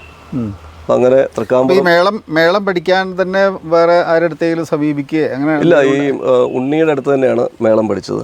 കലാനിലയം ഉണ്ണിയുടെ അടുത്താണ് മേളം പഠിച്ചത്. പുള്ളിയപ്പം നാട്ടിൽ അറിയപ്പെടുന്ന ഒരു മേളക്കാരനായിട്ടുണ്ട്. കാര്യം പ്രായം കൊണ്ട് ഞങ്ങൾ ഒരുപോലെയാണ്. ഞാൻ കലാമണ്ഡലത്തിൽ പഠിക്കുന്ന കാലം തന്നെയാണ് അദ്ദേഹം കലാനിലയത്തിലും പഠിക്കുന്നത്. പക്ഷെ അദ്ദേഹം ചെറുപ്പത്തിലെ വേറെ നാട്ടിൽ നിന്ന് കൊട്ടൊക്കെ പഠിച്ചിട്ട് പോയ ആളാണ്. അപ്പോൾ അദ്ദേഹത്തിൻ്റെ കൂടെയാണ് മേളമൊക്കെ പഠിച്ചു. പിന്നെ പഞ്ചവാദ്യം പഠിക്കണമെന്നൊരു താല്പര്യം വന്ന് അങ്ങനെ തൃക്കാമ്പുറം കൃഷ്ണൻകുട്ടി മാരാശാൻ്റെ അടുത്ത് പഞ്ചവാദ്യം പഠിച്ചു.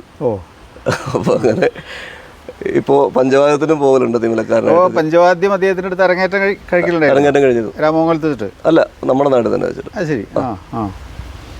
അപ്പോൾ പഞ്ചവാദ്യം കൂട്ടിയിട്ടും നടന്നിട്ടുണ്ടായിരുന്നു, തിമില കൂട്ടിയിട്ട്. അതെ അതെ, അതിപ്പോഴും ഉണ്ട്. ഇപ്പോഴും ഉണ്ട്. മേളത്തിനും പോകലുണ്ട്. പിന്നെ ഇടയ്ക്കൊക്കെ കളിക്കും പോകാറുണ്ട്. അങ്ങനെ കളിക്ക് പോകാൻ രണ്ടാം ചണ്ടക്കാരനായിട്ടും അങ്ങനെയൊക്കെ തന്നെ ഉള്ളൂ.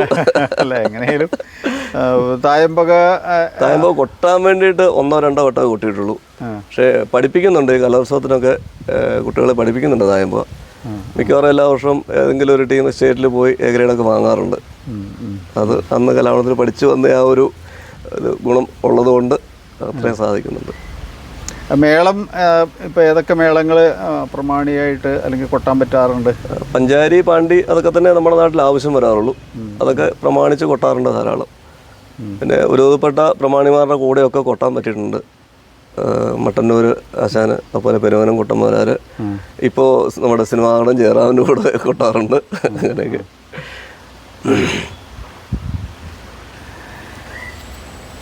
പിന്നെ ആരുടെയും കൊട്ടിയതായിട്ടുള്ള പുതിയ ഓർമ്മകൾ എന്തെങ്കിലും ഉണ്ടോ? അല്ലെങ്കിൽ ഇപ്പോൾ ഈ പറഞ്ഞ കുട്ടേട്ടൻ അല്ലെങ്കിൽ മറ്റേ ആ ഒരു ഇതിലുള്ള ഒരുവിധപ്പെട്ട പ്രമാണിമാരുടെ കൂടെ ഒക്കെ തന്നെ കൊട്ടിയിട്ടുണ്ട്. ചേരാനല്ലൂർ ശങ്കരൻകുട്ടിമാര്, ചെറുശ്ശേരി കുട്ടന്മാരാര്, പിന്നെ ചൊവ്വല്ലൂർ മോഹനമാര്, ചൊവ്വല്ലൂർ നായർ മോഹൻ, അങ്ങനെയുള്ള ഒരുവിധപ്പെട്ട ആൾക്കാരുടെ കൂടെ എല്ലാവരും കൂടെ കൊട്ടിയിട്ടുണ്ട്. മേളത്തിൽ അങ്ങനെ ഓരോരുത്തർ കൂടെ മാറി കൊട്ടുമ്പോൾ എന്തെങ്കിലും കൊട്ട് സമ്പ്രദായങ്ങളിൽ വ്യത്യാസം തോന്നാറുണ്ടോ? സ്വതേ തൃശ്ശൂർ ഭാഗത്തുനിന്ന് വരുന്നവരുടെ ഇതിൽ വലിയ സമ്പ്രദായ വ്യത്യാസം തോന്നാറില്ല. എന്നാൽ മട്ടന്നൂർ ആശാൻ്റെ കൂടെ ഒരിക്കലും ഒരു പാണ്ടി കൊട്ടാനൊരു അവസരം കിട്ടിയിട്ടുണ്ട്. അത് കുറച്ച് വ്യത്യാസമാണ്. ഇവരുടെ കൊട്ടുമായിട്ട് കുറച്ചൊരു വ്യത്യസ്തതയാണ് എനിക്ക് ഫീൽ ചെയ്തിട്ടുണ്ട്. കാരണം എൻ്റെ കാഴ്ചപ്പാട് ശരിയാണോ എന്നറിയില്ല, എങ്കിലും തൃശ്ശൂർ പാലക്കാട് ഭാഗത്തുള്ളവർ കൊട്ടുമ്പോൾ ഈ ചെണ്ടയുടെ ആ ഒരു വക്കും നടുവും അല്ലാത്ത ഒരു സ്ഥലത്ത്, വക്കുമല്ല നടുവും അല്ലാത്തൊരു സ്ഥലത്താണ് കൂടുതലും കൊട്ടുന്നത്. നമ്മുടെ ഒരു തോന്നൽ അങ്ങനെയാണ്. സ്ഥലത്ത് മട്ടന്നൂരാശാൻ കൊട്ടുമ്പോൾ വക്കും നടുവായിട്ടാണ് കൊട്ടുന്നതെന്നൊരു തോന്നലാണ് നമുക്ക് ഫീൽ ചെയ്തത്. കാലപ്രമാണത്തിലോ അല്ലെങ്കിൽ കലാശങ്ങളുടെ എണ്ണത്തിലോ അങ്ങനെ എന്തെങ്കിലും വ്യത്യാസങ്ങൾ? ഇല്ല, കാലപ്രമാണത്തിൽ അങ്ങനെ ഒരു വ്യത്യാസമൊന്നുമില്ല. കലാശങ്ങളുടെ എണ്ണം അതുപോലെ കാലം കുറച്ചുകൂടെ കയറിയിട്ടാണ് ഈ മലബാറുകാരുടെ കൊട്ടെന്ന് സ്വതേ പറയാറുണ്ട്. അത് നമുക്കൊരു അതിനോടൊരു താല്പര്യമുള്ളതുകൊണ്ടാവും ചിലപ്പോൾ അതൊരു നല്ല വഴിയായിട്ടാണ് നമുക്ക് തോന്നിയിരിക്കുന്നത്. ശരി. ഇപ്പോൾ ഈ പുതിയ മേള പിന്നെ എന്താ അവതരണത്തിൽ തന്നെ തായമ്പക പോലെ തായമ്പവിനെ ദൈനംദിനം മാറിക്കൊണ്ടിരിക്കുന്നു എന്നല്ലേ പറയണത്? എന്ന പോലെ ദൈനംദിനം ഇല്ലെങ്കിലും വർഷാവർഷം പുതിയ സംഗതികൾ, പുതിയ ശൈലികൾ മേളത്തിലൂടെ വന്നുകൊണ്ടിരിക്കുന്നു എന്നൊരു വ്യാപകമായ അഭിപ്രായമുണ്ട്. എങ്ങനെയാണ് നമുക്ക് എങ്ങനെയായാലും കൊട്ടിൽ തന്നെയാണ് നിലനിൽക്കേണ്ടത്. ആസ്വാദകരുടെ പ്രീതി വേണം, അതൊക്കെ ശരി തന്നെയാണ്. എന്നാലും എങ്ങനെയാണ് അതിനെ കാണുന്നതെന്ന് ആദ്യം ഒന്ന് പറയുക, എന്നിട്ട് ബാക്കി. തീർച്ചയായിട്ടും എൻ്റെ വ്യക്തിപരമായ അഭിപ്രായം പറഞ്ഞാൽ ഈ മേളം ആ ഒരു പഴയ രീതിക്ക് എൻ്റെ ഒരു ചിട്ടയ്ക്ക് തന്നെ പോവുകയാണ് നല്ലതെന്നാണ് വ്യക്തിപരമായ അഭിപ്രായം. മറ്റൊന്നും മോശമാണെന്നല്ല, പുതിയ സംഗതികളൊന്നും മോശമാണെന്നല്ല. ഇപ്പോൾ തീർകലാശത്തിലൊക്കെ പുതിയ സംഗതികൾ ഒരുപാട് വന്നിട്ടുണ്ട്. നമ്മളും കൊട്ടിയിട്ടുണ്ട്. പ്രമാണിമാരുടെ കൂടെ കൊട്ടുമ്പോഴും ഒറ്റയ്ക്ക് കൊട്ടുമ്പോഴും ആസ്വാദകരുടെ ആവശ്യപ്രകാരം അങ്ങനെയൊക്കെ കൊട്ടേണ്ടി വന്നിട്ടുണ്ട്. അതിനോട് പിണക്കൊന്നുമില്ല. പക്ഷേ എന്നാലും മേളത്തിൻ്റെ ആ ഒരു പഴയ സമ്പ്രദായം തന്നെ തുറന്നു പോരുകയാണ് നല്ലതെന്ന് നമ്മുടെ ഒരു അഭിപ്രായം. അല്ല, എനിക്ക് വേറൊന്നുള്ളത്, നമുക്കിപ്പോൾ ആസ്വാദകരുടെ പ്രീതിക്ക് വേണ്ടിയിട്ടോ കാലത്തിനനുസരിച്ചിട്ടോ കൊട്ടിലൊക്കെ മാറ്റങ്ങൾ വരും, സ്വാഭാവികമായിട്ടുള്ള മാറ്റങ്ങൾ വരും. ആ സ്വാഭാവികതയ്ക്കപ്പുറം നമ്മൾ തന്നെ ഉണ്ടാക്കുന്ന ചില മാറ്റങ്ങൾ ഈ നമ്മുടെ കീഴിൽ പഠിക്കുന്ന, ഇപ്പോൾ പുരുഷോത്തമൻ്റെ അടുത്ത് പഠിക്കുന്ന ഒരു മേള വിദ്യാർത്ഥി അയാൾക്ക് തീരകലാശം പഠിപ്പിച്ചു കൊടുത്തു. അപ്പോൾ ആ കുട്ടി ചോദിക്കുകയാണ്, ആശാൻ ഞാൻ ഇങ്ങനൊന്നും അല്ലല്ലോ ഇപ്പോൾ യൂട്യൂബ് തുറന്നപ്പോൾ കാണുന്നത്, വേറൊരു മേളം കേട്ടുമല്ലോ, എന്താ ആശാൻ എന്നെ പഠിപ്പിക്കാത്തത്, എന്താ അങ്ങനെ കൊട്ടാത്തത് ഇല്ലേ, ചോദിക്കില്ലേ? ചോദിക്കും.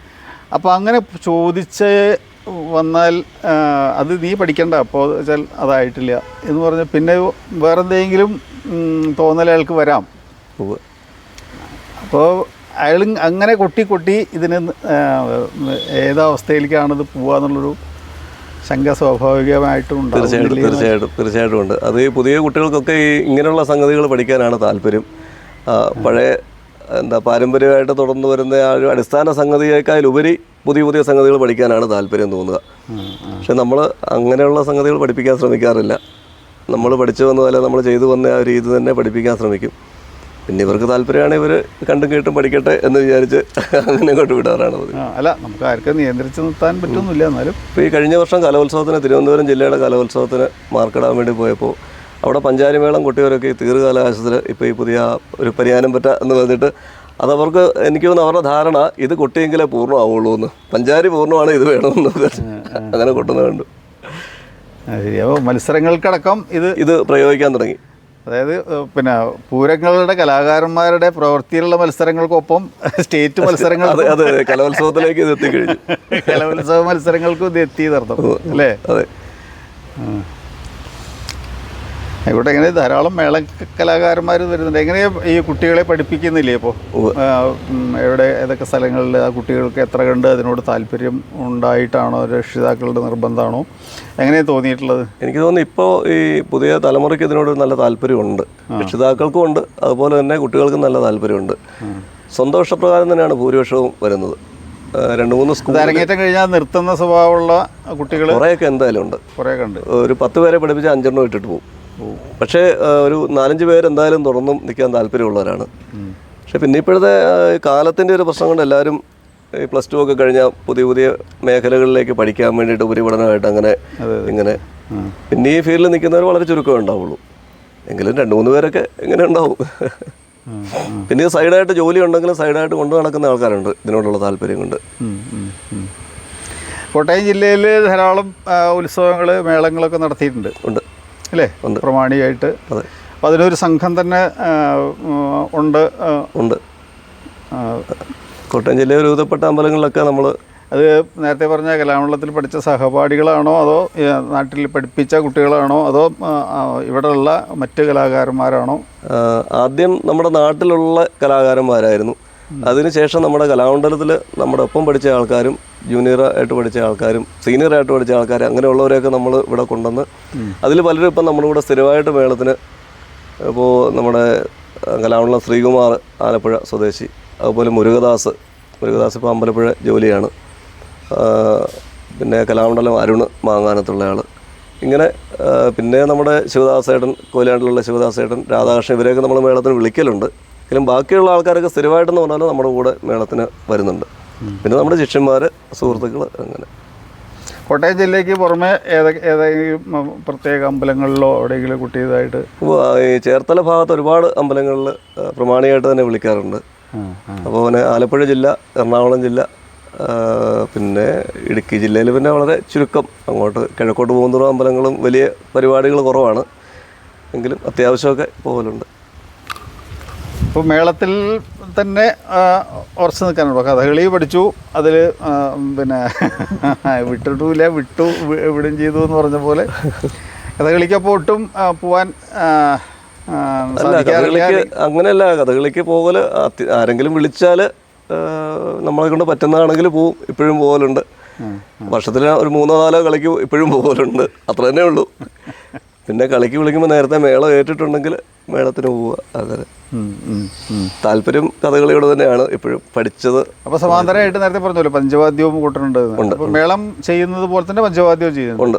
അതിലാരൊക്കെ അല്ലെങ്കിൽ അങ്ങനെ ഒരു സ്ഥിരം കൊട്ടുകാരുണ്ടോ?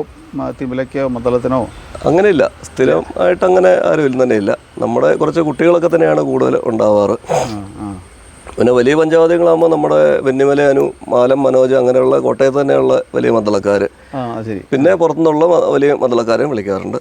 അതുപോലെ തിമിലയ്ക്കും താളത്തിനുമൊക്കെ അപ്പോൾ കലാഭവനത്തിലെ മധുവാശാൻ ഉൾപ്പെടെയുള്ള അല്ലെ കരിയന്നൂർ തിരുമേനികൾ ഒക്കെ നമ്മൾ വിളിച്ച് പൊട്ടിച്ചിട്ടുണ്ട് നമ്മുടെ ചുമതലയിൽ. അങ്ങനെയൊക്കെ പറ്റിയിട്ടുണ്ട്. ഈ ക്ഷേത്രങ്ങളിലൂടെ അല്ലാതെ നമുക്ക് മറ്റ് പൊതുപരിപാടികളിൽ മേളം അവതരിപ്പിക്കുന്നതിന് എത്ര കണ്ട് സാഹചര്യം നമുക്കുണ്ടാവാറുണ്ട്? എത്ര കണ്ട് നമുക്കതുകൊണ്ട് മാനസികമായോ അല്ലെങ്കിൽ മറ്റ് ബാഹ്യമായോ തൃപ്തി തോന്നാറുണ്ട് അല്ലെങ്കിൽ ഉണ്ടാവാറുണ്ട്? ക്ഷേത്രങ്ങൾ ഒഴിച്ച് മറ്റുള്ള സ്ഥലങ്ങളിൽ ഈ മേളം അല്ലെങ്കിൽ പഞ്ചവാദ്യമൊക്കെ അവതരിപ്പിക്കുന്നതിൽ നമുക്ക് സത്യത്തിൽ വലിയ മാനസികമായ തൃപ്തി ഉണ്ടാവാറില്ല. കാരണം നമുക്കെപ്പോഴും താല്പര്യം ഒരു ക്ഷേത്രമായിട്ട് ബന്ധപ്പെട്ട് ഈ കലകൾ അവതരിപ്പിക്കാനായിട്ടാണ്. പിന്നെ ക്ഷേത്രങ്ങളിലല്ലാതെ കഥകളി ഡെമോൺസ്ട്രേഷനൊക്കെ കുറേ പോകാറുണ്ടായിരുന്നു. അപ്പോൾ അത് സ്കൂളുകളിലും കോളേജിലും അങ്ങനെയുള്ള സ്ഥലങ്ങളിലൊക്കെ പോകാറുണ്ട്. അത് ഒരു നല്ല കാര്യമായിട്ട് തന്നെ തോന്നുന്നു. കാരണം പുതിയ തലമുറയ്ക്ക് ഇത് പരിചയപ്പെടാൻ വേണ്ടിയിട്ടൊരു സാഹചര്യം അതുകൊണ്ടുണ്ടാകുന്നുണ്ട്. അങ്ങനെ നോർത്ത് ഇന്ത്യ കുറേ സ്ഥലങ്ങളിൽ അങ്ങനെ ഈ കഥകളി ഡെമോൺസ്ട്രേഷനൊക്കെ ആയിട്ട് അങ്ങനെ 1-2 ടീമിൻ്റെ കൂടെ സഞ്ചരിക്കാൻ പറ്റിയിട്ടുണ്ട്. അതൊരു വലിയ ഭാഗ്യമായിട്ട് കരുതുന്നു. ഞാൻ പിന്നെ കഥകളിയും മേളമാണല്ലോ ഇപ്പോൾ നമ്മുടെ ചർച്ച. അതെ, കഥകളി എപ്പോഴും പിന്നെ അതിനെ ഇനിയും പുതിയ തലമുറയ്ക്ക് പരിചയപ്പെടുത്തണം എന്ന് ഇടയ്ക്കിടയ്ക്ക് അങ്ങനെ പറയുന്നുണ്ട്. അതിന് ക്ലാസ്സുകളെടുത്ത് അവരെ ബോധവൽക്കരിക്കണം. അതും മുതിർന്ന ആസ്വാദകർ കാണുന്ന ക്ലബ്ബുകളിലാവട്ടെ ഒക്കെ ഉണ്ട്. അപ്പോൾ കഥകളിയെക്കുറിച്ച് കാര്യമായിട്ട് അറിയാത്തത് കൊണ്ടാണ് പരിചയപ്പെടുത്തണം എന്ന് പറയുന്നത്. അറിയാത്തവർക്ക് വേണ്ടി പരിചയപ്പെടുത്തണം. മേളം ഈ പാണ്ടിയും പഞ്ചാരിയും പോലുള്ള മേളങ്ങൾ, അല്ലെങ്കിൽ ധ്രുവം, അഞ്ചടന്ത, അടന്ത തുടങ്ങിയിട്ടുള്ള മേളങ്ങൾ, ഇതിൻ്റെ അക്ഷരകാലവും കലാശങ്ങളും കുഴലൂതുന്നതും വലന്തല കൊട്ടുന്നതും ഇലത്താളതും പിടിക്കുന്നതും അറിഞ്ഞ് ആണോ ഈ ആസ്വദിക്കുന്നത്? 90% ആൾക്കാർ അറിഞ്ഞല്ല ആസ്വദിക്കുന്നത്. അപ്പോൾ എന്തുകൊണ്ട് ഇതിനെ മേളത്തിനെ ഒന്ന് പരിചയപ്പെടുത്തുക? അങ്ങനെ ഒരു ക്ലാസ് ഇതുവരെ കണ്ടിട്ടില്ലല്ലോ. ഇല്ല, ശരിക്കും അതൊരു ആവശ്യമാണ്. അല്ല, ഞാൻ ചോദിക്കാതെ അത് എന്താണ് അത്തരത്തിലൊരു ചിന്ത വരാത്തത്? നമുക്കൊരു 3 ചെണ്ടയും വലന്തലയും ഈ സാധനം ഉണ്ടെങ്കിൽ ഇതിൻ്റെ കലാശങ്ങൾ ഇന്നതാണ്, ഇത് കാലിടുന്നത് ഇങ്ങനെയാണ് എന്നൊക്കെ ഒന്ന് ഒരു ക്ലാസ്സുകൾ ശരിക്ക് തീർച്ചയായിട്ടും വേണ്ടത് തന്നെയാണ്. അതിനെക്കുറിച്ച് ആരും ഇതുവരെ ചർച്ച ചെയ്ത് കേട്ടിട്ടില്ല, അല്ലെങ്കിൽ അതിനുവേണ്ടി ആരും തുനിഞ്ഞിറങ്ങിയിട്ടില്ല. ആശാൻ ആദ്യം പറഞ്ഞ പോലെ തന്നെ ഇപ്പോൾ ആസ്വദിക്കുന്നവരെന്ന് പറഞ്ഞാൽ ഇതിനെക്കുറിച്ചൊന്നും അറിഞ്ഞിട്ടില്ല. ഒരു ഓളം, ഒരു കുറച്ച് താളം മാറിയാൽ പോലും, അല്ലെങ്കിൽ പാണ്ടിയോ പിന്നെ പഞ്ചാരിയോ ഒരു പക്ഷേ ഇങ്ങനെ അതിൻ്റെ തുടക്കത്തിലൊക്കെ എല്ലാവർക്കും അതുകൊണ്ട് ചിലപ്പോൾ തിരിച്ചറിഞ്ഞു എന്ന് വരാം. ഇല്ലെങ്കിൽ എല്ലാം ഒന്ന് തന്നെ അവർക്ക്. എല്ലാതും ഒന്ന് തന്നെയാണ്. അതെ അതെ. പക്ഷെ അത് അറിയിക്കേണ്ടത്, അല്ലെങ്കിൽ പുതിയ തലമുറയ്ക്കെങ്കിലും അത്തരം അറിയിക്കേണ്ടതല്ലേ എന്ന് ഞാൻ ചോദിക്കാം. മേളകല തീർച്ചയായിട്ടും അത് ആശാൻ പറഞ്ഞത് നമ്മൾ അതിനെക്കുറിച്ച് സീരിയസ് ആയിട്ട് ആലോചിക്കുന്നുണ്ട്. അങ്ങനെ എവിടെങ്കിലും കുറച്ച് കുട്ടികളെ വിളിച്ചിരുത്തി ഇങ്ങനെ ഈ ചെറിയ ക്ലാസ്സുകളിൽ, ഇപ്പോൾ മലയാളം ക്ലാസ്സുകളോ അല്ലെങ്കിൽ മലയാളം ക്ലാസ്സുകളോ ഇംഗ്ലീഷ് ക്ലാസ്സുകളോ ഏത് ക്ലാസ് ആവട്ടെ, സ്കൂൾ തലത്തിൽ തന്നെ ഒരു മേള കലാ ആസ്വാദനം എന്ന് പറഞ്ഞിട്ട് കഥകളി ആസ്വദിക്കുന്നത് പോലെ, കഥകളി ഇപ്പോൾ മുദ്ര അറിഞ്ഞിട്ടാണോ മറ്റതറിഞ്ഞിട്ടാണോ അറിയാത്തതുകൊണ്ടാണ് പറയുന്നതല്ലേ പറഞ്ഞത്. മേളം അറിയുന്നില്ല, പക്ഷെ അത് ആരും പറയുന്നില്ല. ഇല്ല, ആരും പറയുന്നില്ല, അതാണ് സത്യം, ആരും പറയുന്നില്ല. അതെ. അപ്പോൾ മേളകല ആസ്വാദക പരിശീലനമോ പഠനമോ എന്ന് പറഞ്ഞിട്ടൊരു പുതിയൊരു തലം ഉണ്ടാവേണ്ടതല്ലേ? തീർച്ചയായിട്ടും അത് ഉണ്ടാവേണ്ടത് വളരെ ആവശ്യമാണ്. ഇല്ലെങ്കിൽ വെറുതെ നിന്ന് കണ്ടിട്ട് പോകുന്നു എന്നല്ലാണ്ട് ആസ്വാദനം എന്ന് പറഞ്ഞാൽ അതിൻ്റെ ഒരു ഉള്ളിലേക്ക് ആരും എത്തുന്നില്ല. ആഴത്തിൽ ചിന്തിക്കേണ്ട ഒരു വിഷയമാണ്. അല്ല, ഞാൻ പുരുഷോത്തമത്തിൽ എല്ലാം കൈകാര്യം ചെയ്യുന്ന ആളാണെന്നുള്ള നിലയ്ക്കും കൂടി ഒന്ന് ചോദിച്ചതാണ്. അത്തരം ഒരു ആശയം കൂടി നമുക്ക് പിന്നെ സമൂഹത്തിൻ്റെ മുമ്പിൽ വെച്ചൂടെ എന്ന് ചോദിക്കാൻ വേണ്ടിയിട്ടാണ്. അപ്പോൾ പുരുഷോത്തമൻ അതിന് തയ്യാറാണ്, അല്ലെങ്കിൽ അങ്ങനെ അതിന് വേണ്ടി തയ്യാറെന്ന് തന്നെയല്ല, അതിനു വേണ്ടി കുറച്ച് ശ്രമിക്കും എന്നും കൂടി ഞാൻ പറയും. ആയിക്കോട്ടെ. അല്ല, നമുക്ക് വെറുതെ കുറച്ച് നേരം ചർച്ച ചെയ്തിട്ട് കാര്യമില്ലല്ലോ. അപ്പോൾ അത്തരം നമുക്ക് വാദ്യകലയുടെ പരിപോഷണത്തിന് വേണ്ടിയിട്ട് സമൂഹത്തിന് എന്ത് ചെയ്യാൻ പറ്റുമെന്നും കൂടി നമുക്ക് അറിയണം. അപ്പോൾ അതുകൂടി ചോദിക്കാൻ വേണ്ടിയിട്ടാണ് ഞാൻ ഒന്ന് ആ ചോദ്യം തന്നെ ഉദ്ദേശിച്ചത്. അപ്പോൾ ഈ കലാമണ്ഡലത്തിൽ പഠിച്ച അതുകൊണ്ട് ഒരുവിധം തൃപ്തനാണ് എന്ന് വിചാരിക്കുക. തീർച്ചയായിട്ടും അധികം കാലമൊന്നും ആയിട്ടില്ല വെച്ചാലും ഇത്തരം 100% തൃപ്തനാണ്. പിന്നെ നമുക്കൊരു ചെറിയൊരു മനോഭാഷമുള്ളൂ. നമ്മൾ കഥകളിക്കൊട്ടിൽ ഒരുപാട് വലിയ ആളൊന്നും ആയില്ല എന്നൊരു മനോഭാഷം മാത്രമേ ഉള്ളൂ. അത് പിന്നെ നമ്മുടെ പ്രയത്നത്തിൻ്റെ കുറവുകൊണ്ടായിരിക്കാം എന്നേ ഞാൻ പറയുള്ളൂ. ആശാന്മാർ വളരെ നന്നായിട്ട് പഠിപ്പിച്ചിരുന്നു. പക്ഷേ നമ്മുടെ അതൊരു പക്ഷേ അതൊക്കെ ഈ ഒരു കല പഠിച്ചതുകൊണ്ട് അതിൽ മാത്രം നിൽക്കുന്നവർ അങ്ങനെ ഉണ്ടാവില്ലല്ലോ. പിന്നെ അത് ഒരിക്കലും ഉണ്ടാവില്ല. തീർച്ചയായിട്ടും ആശാൻ പറഞ്ഞ ഒരു വശം ശരിയാണ്. എനിക്ക് തോന്നുന്നു കലാമണ്ഡലത്തിൽ പഠിച്ചുകൊണ്ട് ഈ കലകൾ മൊത്തത്തിൽ എന്താണെന്നും അല്ല ഏത് കലയെ ആസ്വദിക്കാനും ഒക്കെ നമുക്ക് സാധിക്കുന്നുണ്ട്. ഒരു സ്ഥലത്ത് പഞ്ചവാദ്യത്തിന് നിൽക്കുമ്പോൾ മദ്ദളത്തിന് ആളില്ലാണ്ട് വന്നു, മദ്ദളം കൊട്ടേണ്ടി വന്നിട്ടുണ്ട്. അപ്പോൾ അതൊക്കെ ഞാൻ വിചാരിക്കുക ഞാൻ കലാമണ്ഡലം എന്ന സ്ഥാപനത്തിൽ പഠിച്ചുകൊണ്ടാണ് എനിക്ക് പറ്റിയത് എന്നാണ് വിചാരിക്കുന്നത്. അതുപോലെ കഥകളിക്ക് പോലെ ഒരു വെളുക്കുന്നവരെ കളിക്ക് ഒരു മദ്ദളക്കാരനേ ഉള്ളൂ, അടുത്തയാൾ വന്നില്ല. അപ്പം മാറ്റക്കാരനായിട്ട് മദ്ദളത്തിന് നിൽക്കേണ്ടി വന്നിട്ടുണ്ട്. അതൊക്കെ ഇങ്ങനെ ഒരു സ്ഥാപനത്തിൽ പഠിച്ചുകൊണ്ട് പറ്റിയതാണ്. അങ്ങനെ കുറേ ഗുണങ്ങൾ എല്ലാ മേഖലയിലും ഉണ്ടെന്നാക്കി തോന്നുന്നത്. എന്താ വെച്ചാൽ ഇപ്പം നൃത്തം ധാരാളം പഠിച്ചു, പക്ഷെ നൃത്തം സ്റ്റേജിൽ അവതരിപ്പിക്കാൻ പറ്റില്ല. അയാൾ നട്ടുവാങ്ക് മാത്രമാണ് ചെയ്യുന്നത്. കുറേ പേര് അങ്ങനെ ഉണ്ടല്ലോ, നൃത്തം പഠിച്ചു സ്റ്റേജിൽ ചെയ്യാൻ പറ്റുന്നില്ല, കുട്ടികളെ പഠിപ്പിക്കുക മാത്രമേ ചെയ്യുന്നുള്ളൂ. അങ്ങനെയുള്ള ആൾക്കാർ ഉണ്ട്, പല മേഖലയിലും ഉണ്ട്. നൃത്തം കഥകളി അല്ലെങ്കിൽ ഇപ്പോൾ ഡ്രസ്സ് ചെയ്യാൻ മാത്രമേ അത് നൃത്തം, കഥകളി അല്ലെങ്കിൽ അങ്ങനെയുള്ളതൊക്കെ മേക്കപ്പ് ചെയ്യാൻ മാത്രമേ പറ്റുള്ളൂ. അരങ്ങത്തേക്ക് പറ്റുന്നില്ല. പഠിപ്പിക്കാനാവുമ്പോൾ അതിൻ്റെ താളത്തിൻ്റെ ഇത് പിന്നെ ഉറപ്പില്ലാണ്ട് വരണു, അങ്ങനെ പലതും ഉണ്ടല്ലോ. പക്ഷെ ആ മേഖല വിട്ടു പോകുന്നില്ല. ഇല്ല, എന്തായാലും നമ്മൾ ഈ നൃത്തത്തിന്റെ വലയത്തിൽ എന്ന പോലെ വാദ്യത്തിന്റെ വലയത്തിൽ ഇങ്ങനെ അത് വിട്ടെന്തായാലും നമ്മൾ പോവില്ല. ഈ ഒരു കല എന്ന് വിട്ടു പോവില്ല. കലാമണ്ഡലത്തിൽ പഠിച്ചുകൊണ്ടാണ് എനിക്ക് ഒരുപാട് ഗുണങ്ങൾ ജീവിതത്തിൽ ഇന്ന് വരെ ഉണ്ടായിട്ടുള്ളതൊക്കെ കലാമണ്ഡലത്തിൽ പഠിച്ച് ഇങ്ങോട്ട് അത് വിട്ടു പോകാണ്ട് അത് തന്നെ തുടർന്ന് പോരുന്നതുകൊണ്ടുണ്ടായ ഗുണങ്ങളൊക്കെ തന്നെ. അപ്പോൾ ഇങ്ങനെയൊരു സന്തോഷം ഇത്തരം അവനവൻ്റെ ജില്ലയിൽ മാത്രമല്ല മറ്റു പല ജില്ലകളിലും കൊട്ടി. കേരളത്തിന് പുറത്ത് എവിടേക്കെങ്കിലും ഈ കൊട്ടായിട്ട് പോകേണ്ടി വന്നിട്ടുണ്ടോ? പോയിട്ടുണ്ടോ? ഏതാണ്ട് തമിഴ്നാട്ടിലും കർണാടക, ആന്ധ്ര, അതുപോലെ ഡൽഹി, ഒരുവിധപ്പെട്ട സംസ്ഥാനങ്ങളിലൊക്കെ മേളമായിട്ട് പോയി. മേളം, പഞ്ചവാദ്യം, ഇതല്ലെങ്കിൽ കഥകളി ഡെമോൺസ്ട്രേഷൻ അങ്ങനെയൊക്കെ പോയിട്ടുണ്ട്. അതുപോലെ ഇന്ത്യക്ക് വെളിയിൽ മേളമായിട്ട് പോയിട്ടുണ്ട്. ഒരു കേരളത്തിലെ അല്ല ഇന്ത്യക്ക് ഉള്ളിലത്തെ കാര്യങ്ങൾ ഒന്നും കൂടി ചോദിക്കാന്ന് വിചാരിക്കുക. അതായത് പോയി മേളത്തിന് പോകാന്ന് പറഞ്ഞാൽ ഏത് ക്ഷേത്ര ഉത്സവങ്ങളായിട്ട് ബന്ധപ്പെട്ടാണ്? മിക്കവാറും ക്ഷേത്ര ഉത്സവങ്ങളായിട്ട് ബന്ധപ്പെട്ടാണ്. മേളത്തിനും അതുപോലെ തന്നെ പഞ്ചവാദ്യത്തിനും ഒക്കെ പോയിട്ടുണ്ട്. രണ്ടും ഒരു സംഘം 10-20 അല്ലെങ്കിൽ 30 ആൾക്കാരുമായിട്ട് അങ്ങനെ. ശരി. അത് ദിവസങ്ങളോളം നീണ്ടു നിൽക്കുന്നതാണോ അതോ ഒരു ദിവസത്തേക്ക് വേണ്ടി മാത്രമാണോ? ഒരു ദിവസത്തേക്ക് മാത്രമായിട്ട് പോയിട്ടുണ്ട്. പിന്നെ ദിവസങ്ങളോളം നീണ്ടു നിൽക്കുന്ന ഒരാഴ്ച 2 ആഴ്ച അങ്ങനെയൊക്കെ പോയിട്ടുണ്ട്. ശരി. അപ്പോൾ ഇന്ത്യക്ക് പുറത്ത് എവിടേക്കാണ് പോയിട്ടുള്ളത്? അത് കെനിയയിലായിരുന്നു. അത് അവിടെ ഒരു അയ്യപ്പൻ്റെ അമ്പലത്തിൽ. കെനിയയിൽ ഒരു 3-4 ദിവസത്തെ പരിപാടി മേളമായിട്ട് പോയതാണ്. ശരി. 3-4 പേരേ ഉണ്ടായിരുന്നുള്ളൂ. ഒരുപാട് ആൾക്കാരെ ഒന്നും കൊണ്ട് നടത്താൻ പറ്റിയൊരു സാഹചര്യം അവിടെ ഇല്ലാത്തതുകൊണ്ട് 3-4 പേര് പോയിട്ട് അങ്ങനെ 2-3-4 ദിവസത്തെ മേളം കഴിഞ്ഞു. അവിടെ സ്ഥിരമായിട്ടൊരു ക്ഷേത്രം ഉണ്ട്. മലയാളികളുടെ ഒരു അയ്യപ്പ ക്ഷേത്രമുണ്ട്. ശരി. എല്ലാ വർഷവും പരിപാടികൾ അവിടെ എന്തെങ്കിലുമൊക്കെ നടക്കാം. മേളമായിരിക്കും, അല്ലെങ്കിൽ പഞ്ചവാദ്യം, അങ്ങനെ എന്തെങ്കിലുമൊക്കെ നടക്കാറുണ്ട്. പിന്നെ മറ്റു രാജ്യങ്ങളിലൊന്നും പോയിട്ടില്ല? ഇല്ല. അല്ലെങ്കിൽ കെനിയയ്ക്ക് പുറമെ വേറെ എവിടെയും ഇല്ല, വേറെ രാജ്യങ്ങളൊന്നും പോകേണ്ടി വന്നിട്ടില്ല. ഈ നമ്മളെ അംഗീകാരങ്ങൾ എന്തൊക്കെയാണ്? നമുക്ക് സമൂഹത്തിൽ നിന്ന് എന്തെങ്കിലും അപൂർവമായിട്ട് ഒരു പക്ഷേ ഒരു വാക്കായിരിക്കാം, അല്ലെങ്കിൽ നന്നായി എന്ന് പറഞ്ഞിട്ടൊരു തോളിൽ തട്ടതായിരിക്കാം, അല്ലെങ്കിൽ ഒരു പൊന്നാടയായിരിക്കാം, അല്ലെങ്കിൽ ഒരു രൂപയായിരിക്കാം. എൻ്റെ ഓർമ്മയിൽ തന്നെ ഞാൻ പറയാം, ഞാൻ കുട്ടിക്കാലത്ത് മേളപ്പദം കൊട്ടി കഴിഞ്ഞിട്ട് ഒരു സ്ത്രീ സ്റ്റേജിലേക്ക് കയറി വന്നിട്ട് ഒരു ചെറുനാരങ്ങയാണ് തന്നത്. നമുക്കത് പിന്നെയാണ് അറിയണത് ഈ ഭാഗത്ത് അതൊരു വിശിഷ്ട ഒരു അവിടുത്തെ ഒരു വിശേഷപ്പെട്ട സംഗതിയാണ്. അതെ എന്ന പോലെ ഞാൻ പറയണത്. ഇപ്പോൾ നമുക്ക് ചെറുനാരങ്ങ കടയിൽ ധാരാളം കിട്ടും, പൊന്നാട കടയിൽ പോയാൽ ധാരാളം കിട്ടും. പക്ഷെ അങ്ങനെയല്ലല്ലോ. എന്താണ് അത്തരത്തിലൊരു അഭിനയം? പൊന്നാട അതുപോലെ തന്നെ മൊമെൻ്റോകളൊക്കെ ഒരുപാട് പല സ്ഥലങ്ങളിൽ നിന്നും കിട്ടിയിട്ടുണ്ട്. വാദ്യരത്നമെന്നും വാദ്യപ്രതിഭ എന്നൊക്കെ എഴുതിയ മൊമെൻ്റോകളൊക്കെ കിട്ടിയിട്ടുണ്ട്.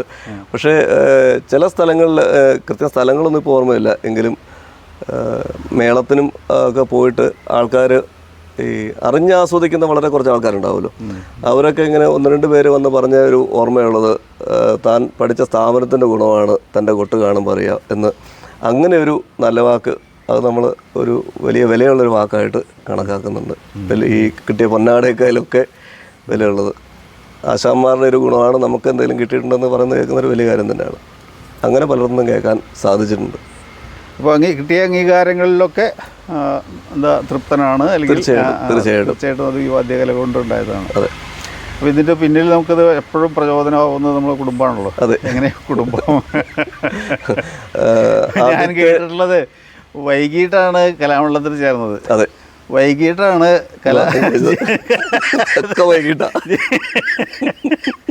എങ്ങനെയാണത്? കലാമണ്ഡലത്തിൽ ചേർന്നത് വൈകിട്ടാണ്. പക്ഷേ കലാമണ്ഡലത്തിൽ ചേർന്ന് ആ ഒരു കാലത്തൊക്കെ പ്രചോദനമായിട്ട് അച്ഛൻ കൂടെ തന്നെ ഉണ്ടായിരുന്നു. അച്ഛൻ മരിച്ചിട്ട് 10-20 വർഷമായി. പിന്നീട് വൈകിട്ടാണ് വിവാഹം കഴിഞ്ഞത്. ഭാര്യ ടീച്ചറാണ്, ഭവൻസ് എന്ന് പറയുന്ന സ്കൂളിൽ എറണാകുളത്ത്. ഇപ്പം എറണാകുളത്തിനടുത്ത് വെള്ളൂർ ഭവൻസ് സ്കൂളിൽ ടീച്ചറാണ്, മലയാളം ടീച്ചറാണ്. ഒരു ആസ്വാദകയാണ്. കലകൾ, കഥകളിയും കൂടിയാട്ടവും ഒക്കെ നന്നായിട്ട് ആസ്വദിക്കാൻ താല്പര്യമുള്ള ഒരാളാണ്. അത് നമ്മുടെ ഒരു വലിയ അനുഗ്രഹമാണ്. അവരുടെ വീട് എവിടെയാ? വീട് ചങ്ങനാശ്ശേരിയിലാണ്. ചങ്ങനാശ്ശേരി. അതെ. ഇപ്പോൾ ഒരു മോളുണ്ട്. മോൾ 1ാം ക്ലാസ്സിലേക്കേ ആയിട്ടുള്ളൂ. ആദ്യം പറഞ്ഞാലും വൈകിട്ടാണ്. അപ്പോൾ എല്ലാം വൈകിട്ടാണ്. എന്നാലും നമുക്ക് സന്തോഷം തരുന്നതാണ്. തീർച്ചയായിട്ടും. അല്ല, അപ്പോൾ കലാമണ്ഡലത്തിൽ ചേർന്നത് സന്തോഷം ഉണ്ടായി എന്ന് പറഞ്ഞു.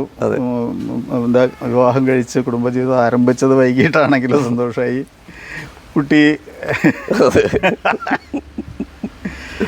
അപ്പോൾ നമുക്ക് നല്ലതിന് വേണ്ടി ഇനിയും നല്ലത് ധാരാളം വൈകിട്ടാണെങ്കിലും വരാൻ ഉണ്ട് എന്ന് നമുക്ക് തീർച്ചയായിട്ടും പ്രതീക്ഷിക്കാമല്ലോ.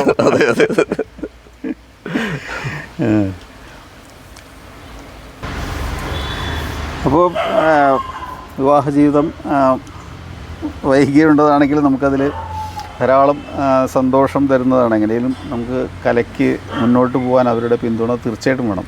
നമുക്ക് നമ്മുടെ പിന്തുണ അവർക്കും വേണം. അപ്പോൾ അവരൊരു ടീച്ചറാന്ന് പറയുമ്പോൾ അവർക്ക് ധാരാളം സ്കൂളുകളിൽ ഉണ്ടാകുന്ന പ്രശ്നങ്ങൾ പിന്തുണ വേണം. എന്താണ് അവരുടെ പേര്? പറഞ്ഞിട്ടില്ല എന്നാണ് എനിക്ക് തോന്നുന്നത്. പേര് പറഞ്ഞില്ല. പേര് അമ്പിളി എന്നാണ്.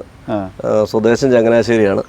അവർക്ക് സഹോദരിമാർ അങ്ങനെ ഒരു ആങ്ങളെ ഉണ്ട്. അയാൾ ഫയർഫോഴ്സിൽ ജോലിയാണ്. അച്ഛനും അമ്മയും ഒക്കെ ഉണ്ട്. ഞങ്ങൾക്കൊരു മോള്. അച്ഛൻ്റെ പേര് ഗോപാലകൃഷ്ണൻ നായരെന്നാണ്. അമ്മ ശോഭനാകുമാരി. ആങ്ങള അയ്യപ്പദാസ്. അതെ, അദ്ദേഹം ഫയർഫോഴ്സിൽ ഉദ്യോഗസ്ഥനാണ്. ഈ മകൾക്ക് എന്താണ് പേര്? മകളുടെ പേര് ചിന്മയി. ഒരു 1ാം ക്ലാസ്സിലായിട്ടേ ഉള്ളൂ. അത് ഭവൻസിൽ തന്നെ മോള് പഠിക്കുന്നു. അമ്മയും മോള് ഒരുമിച്ച് ഒരു സ്കൂളിൽ തന്നെ ആയിരുന്നു. അപ്പോൾ രണ്ടുപേരും കൊട്ടും സ്കൂളും. അതെ. നമ്മൾ കലാമണ്ഡലത്തിൽ ചേരുമ്പോൾ പറഞ്ഞില്ലേ, ചേരണതിന് മുമ്പ് നമുക്ക് കലാമണ്ഡലത്തിൽ പഠിക്കുക എന്നുള്ളതാണല്ലോ ഉണ്ടായിരുന്നത്. അവിടെ ചെന്നപ്പോഴാണല്ലോ കൊട്ട് പഠിക്കാൻ തുടങ്ങിയത്. അതെ. കൊട്ട് പഠിക്കാൻ തുടങ്ങിയപ്പോഴാണ് കൊട്ട് മാത്രം പോരാ, തിയറിയും വേണമെന്ന് മനസ്സിലായത്. തീർച്ചയായിട്ടും. അപ്പോൾ പുരുഷോത്തമൻ്റെ ജീവിതം ഒരു തരത്തിൽ പറഞ്ഞാൽ ഒരു ഭാഗത്ത് പ്രാക്ടിക്കലും അപ്പുറത്ത് തിയറി ഉണ്ട്. തീർച്ചയായിട്ടും ഉണ്ട്. അതെ, ഇങ്ങനെ നോക്കുമ്പോഴും ഉണ്ട്. കൊട്ടിൻ്റെ പ്രാക്ടിക്കലും ഉണ്ട്, അപ്പുറത്ത് ടീച്ചർ സാഹിത്യത്തിൻ്റെ തിയറി ഉണ്ട്. തീർച്ചയായിട്ടും ഉണ്ട്. ഒരു വലിയ ഗുണം കിട്ടിയത് ഇതിനോടൊക്കെ താല്പര്യമുള്ള ഒരാളാണ്. അത് നമുക്കൊരു വലിയ ഗുണമാണ്. കഥകളി കാണാനും അതുപോലെ മേളം കാണാനും ഒക്കെ താല്പര്യമുണ്ട്.